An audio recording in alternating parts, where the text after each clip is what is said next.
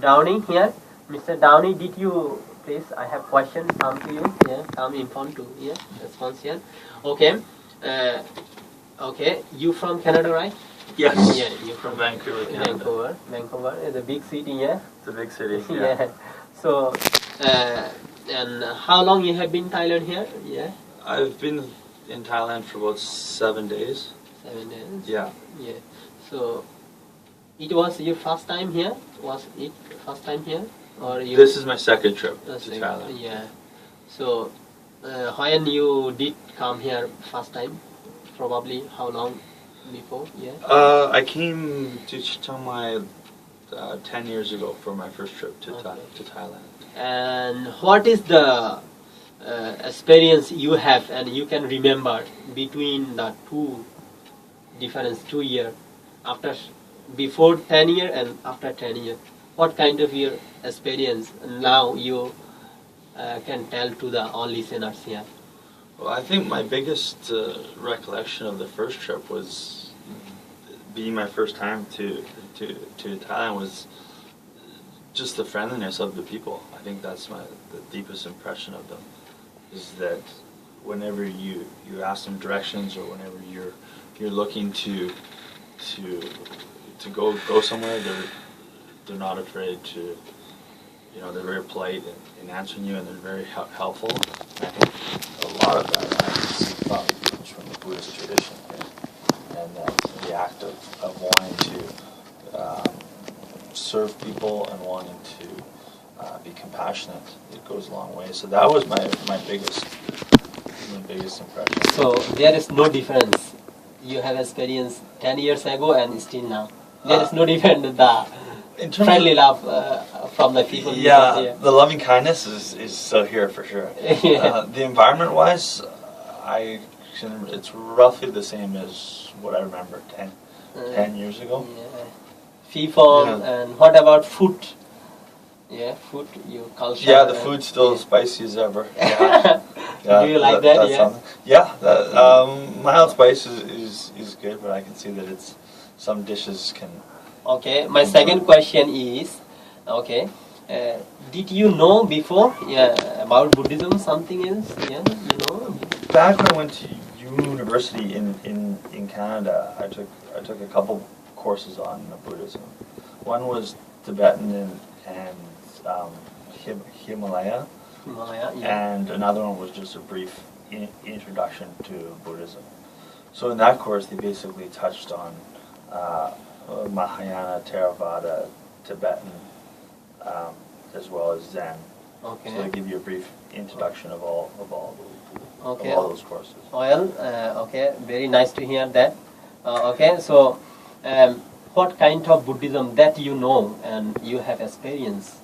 Can you explain here, please? Well, I've lived in China for the past 12 years in Shanghai, and Wonderful, yeah, and from their in China they practice a lot of I guess it would be Chan or Mahayana.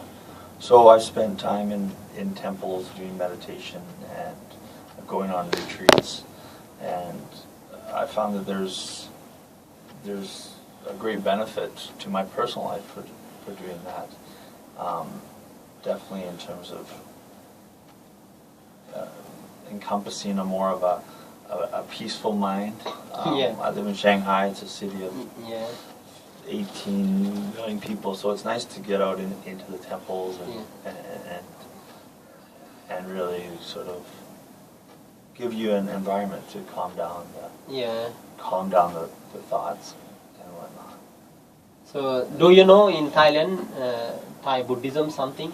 Do you have any question to me or anything to know? Theravada, yeah, it was.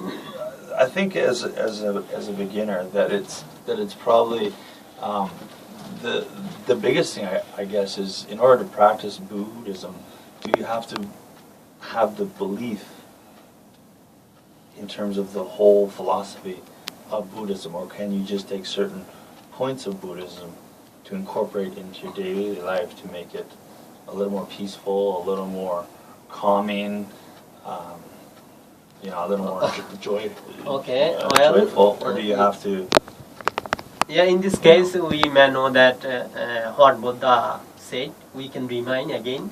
Buddha said that in his discourse, he said that come and see, okay, and observe. You have to come physically, okay, okay. You have to see by yourself, okay, and you have to observe, okay.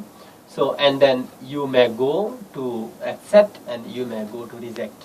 So, there is no any contrast. So, and on the other hand, we are Buddhist by birth. I was born in Buddhist family. So, we follow Buddhism as our belief in this case, okay? Okay, but actually who are looking for inner peace and have a good life and peaceful, happy life and restless life, okay, and then they come to study Buddhism and then they see and then observe and they like it and accept it. So in this case, I hope the belief also important, but you have to understand by yourself. Belief cannot help you, definitely.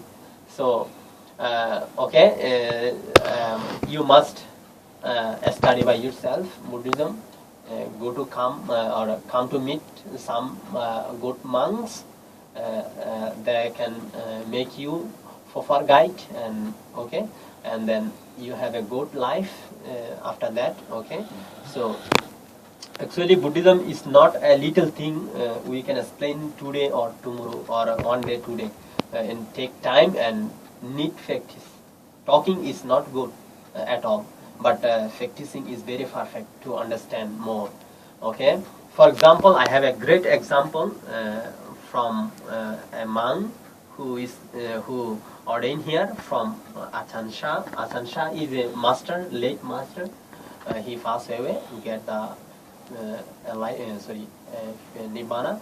This monk was living in a temple in Thailand, forest temple. So okay, and he has many students. After that, many foreigner come to visit him, but he didn't speak English. But the foreigner follow his practice. After that, many foreigner become monk. Okay. For example, I have a great example, Achan, Dr. Achan Brahman. Achan Brahman is a master Buddhist monk. He became monk and he stayed in Australia now. For last 20 years, he has been monk and practicing. So, you know, so those kind of people and come, observe, practice, and then they get benefit. So still now they are monk. So there is many good example in here. Achan Rushi, yeah, Master Rushi then. So probably he is not